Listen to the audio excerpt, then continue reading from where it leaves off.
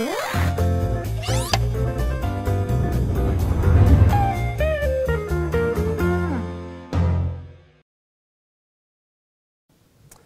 SEO Moz fans, and welcome to another edition of Whiteboard Friday. This week I want to talk a little bit about the power of social proof. Now, social proof is a psychological, like behavioral psychology type of phenomenon whereby human beings are interested in what other human beings are doing, and by showing that other humans are interested in something or taking some activity, you can actually encourage people to take that same activity. It's not that we're all sheep or lemmings, it's just that we like each other, we tend to follow each other, we tend to be interested in and remember the behaviors of those around us. And this gets used all the time in inbound marketing and web marketing all over the place. So you can see this, for example, in search results. Think when you perform a search on Google, right, and you see all those star ratings and it's been rated by this many people and you know it's 4.5 out of 5 stars, or now they've got the Zagat ratings in local, they have product ratings, right? You can see the number of times that someone has +1 something. So it'll say, you know, this is +1 to buy 3,000, 4,000 people. There'll be the profiles on the right-hand side. So Google is clearly doing this. You can see this in Yelp and Urban Spoon, places like that, that rate local restaurants. You can see this in all sorts of places that rate hardware and rate software, rate anything, right? You can see this on a lot of people's websites where they've got, you know, maybe the Facepile widget installed and they show the faces of people like you who've subscribed, right? So if you're logged into Facebook, they'll show you, oh, well, Rand, your friend, you know, Mike and Adam and Sally, they've all subscribed to this email newsletter. All right, great.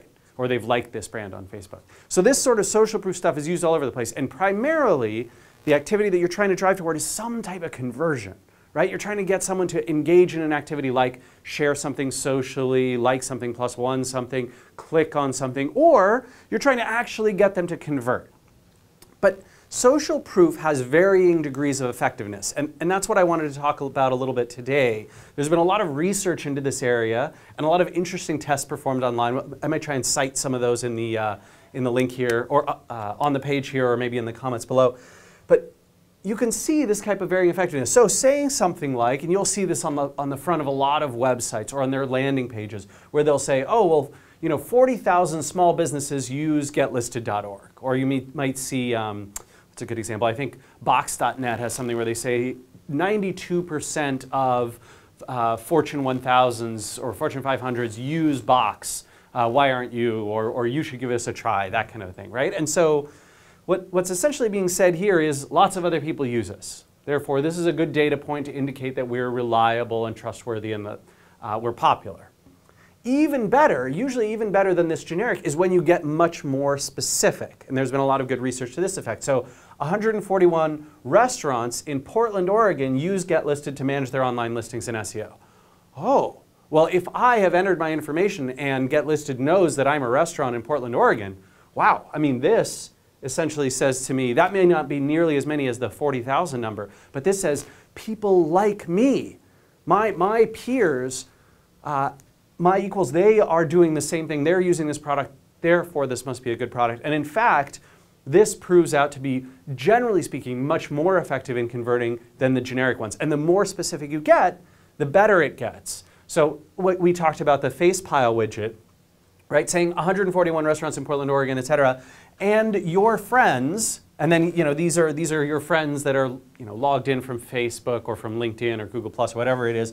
These people in your network, especially if you've already done an email connect of some kind, and you can actually show who those people are. Well, now this is very, very effective. And you might be saying, well, okay, but this is a pretty specific use case. You got to have a lot of information about somebody before you would be able to say, even the specificity of this. Although you can get pretty specific if you know who your target customer is. And including the Facepile or something like that gets much harder because you have to get someone to log in with a social network, provide those details. Facepile, obviously, they can, if they're already logged in, you get it automatically. But this actually works tremendously well for social networking itself. So one of the things that we do here at Moz is we look at multi-touch attribution and we look at where people have seen us and those types of things.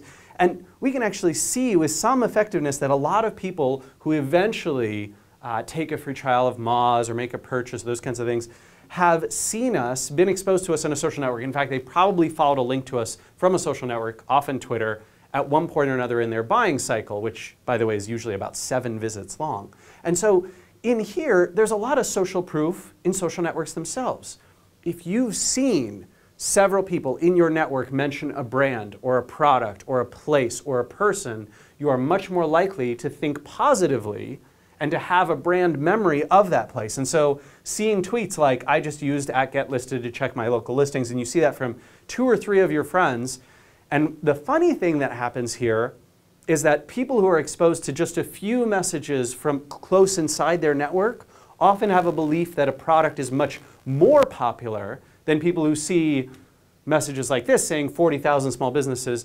The fact that it's in my network, oh, well, if 2 people in my network mention it, it must be a huge product. As opposed to, well, it could just be that it's doing really well in your network. But this isn't the psychological belief that we tend to have as people, and so this can be very effective. Hence, social media as a branding tool becomes very effective for providing social proof.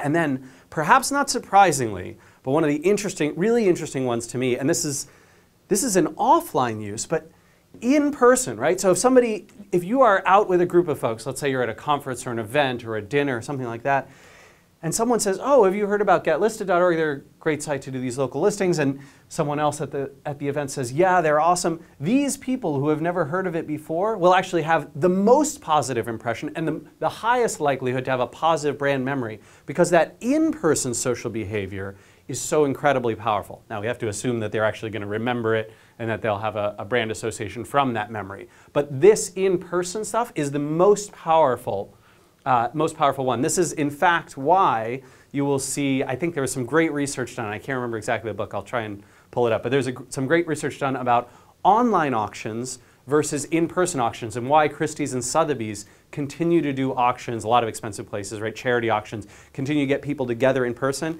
It's because our social behavior and the power of social proof in person, when we're standing together next to each other and hearing from each other, is so much more powerful, and that turns up the dial on what people are willing to spend, how high they're willing to bid, and therefore all the big art auctions and charity auctions and these kinds of things still do in person, because the web is not yet providing the same power of social proof as a psychological behavioral modifier that you see in these other ones. Still, I think these can be tremendously effective for your marketing efforts. I would urge you to try these out if you're not already, on your landing pages, in the search results that you're trying to get, in your social media efforts, in your email subscriptions. Social proof, a very, very powerful tactic.